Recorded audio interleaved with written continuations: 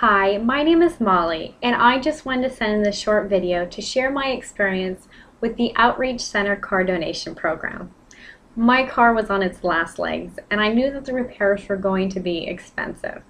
I was tired of it constantly breaking down. Sure enough, just like I expected, I went out to go to work one morning and it wouldn't start. That was the last straw for me. Time for a new car. But now, what to do with the old one?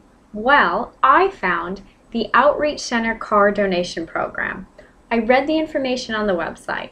It had not even occurred to me that I could get a tax deduction for donating my old car to charity. How wonderful!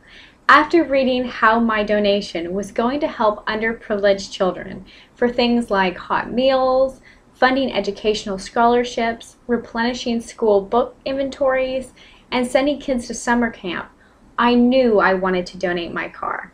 The fact that I was going to get a tax benefit from it was just a huge bonus.